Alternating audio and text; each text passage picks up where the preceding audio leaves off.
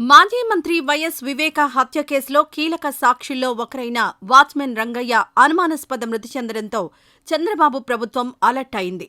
మొదట వృద్ధాప్య సమస్యలతో బాధపడుతూ మరణించారని అంతా అనుకున్నారు. కానీ రంగన్న మృతిపై అనుమానాలున్నాయంటూ ఆయన భార్య సుశీల పులివెందుల పోలీసులకు ఫిర్యాదు చేయడంతో ఈ వ్యవహారం ఇప్పుడు చర్చనీయాంశమైంది.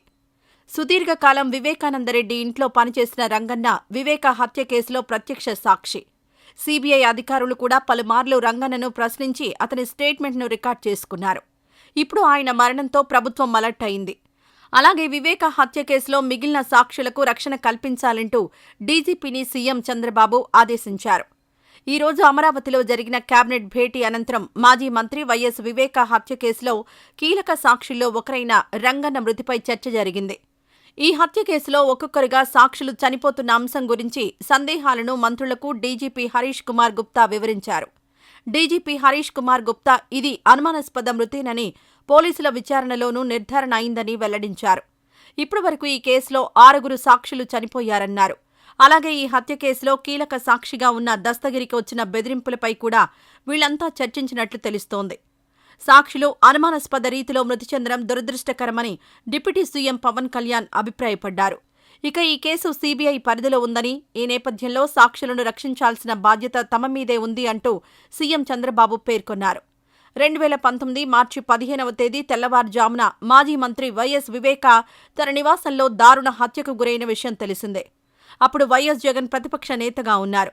దీంతో ఈ హత్యను నాటి చంద్రబాబు ప్రభుత్వమే చేయించిందంటూ మీడియాలో కథనాలొచ్చాయి. ఈ హత్య కేసును సీబీఐకి అప్పగించాలంటూ నాటి ప్రభుత్వాన్ని డిమాండ్ చేశారు. అందుకోసం జగన్ న్యాయస్థానాన్ని ఆశ్రయించారు. తర్వాత తన తండ్రి హత్య కేసులో దోషులను చట్టానికి పట్టించాలంటూ సునీత, ఆమె తల్లి వైఎస్ వివేక భార్య సౌభాగ్యమ్మ కోర్టును ఆశ్రయించారు. ఈ నేపథ్యంలో వైఎస్ వివేక హత్య కేసు సీబీఐ చేతిలోకి వెళ్లింది. అయితే ఈ హత్య కేసులో ప్రధాన సాక్షులుగా ఉన్న 6 వ్యక్తులు తర్వాత అనుమానాస్పద రీతిలో మరణించారు. ఈ నేపథ్యంలో సీఎం చంద్రబాబు పై విధంగా స్పందించారు. ఇక ఇప్పుడు మరణించిన రంగన్నకు భార్య, 2 కుమారులున్నారు. తన భర్త ఉబ్బసం, శ్వాసకోశ వ్యాధులతో కొంతకాలంగా బాధపడుతున్నారని, అయితే 2 వారాల కింద పడ్డంతో రంగన్న కాలికి గాయమైందని, అప్పట్నుంచి తీవ్ర అనారోగ్యంతో బాధపడుతూ పులివెందులలోని ఇంటి వద్దే ఉంటున్నారని చెప్పింది ఆయన భార్య సుశీల. రంగన్న దగ్గర రక్షణగా ఓ కానిస్టేబుల్ ఉంటున్నాడు. ఇక 2 రోజుల క్రితం తనకు ఊపిరి ఆడడం లేదని రంగన్న చెప్పేసరికి అతన్ని కడప రిమ్స్కు తరలించారు. చికిత్స పొందుతూ రంగన్న మరణించడంతో అనుమానాస్పద మృతిగా కేసు నమోదు చేశారు. రంగన్న పోస్టుమార్టం రిపోర్టును సీబీఐ అధికారులు పరిశీలిస్తున్నారు.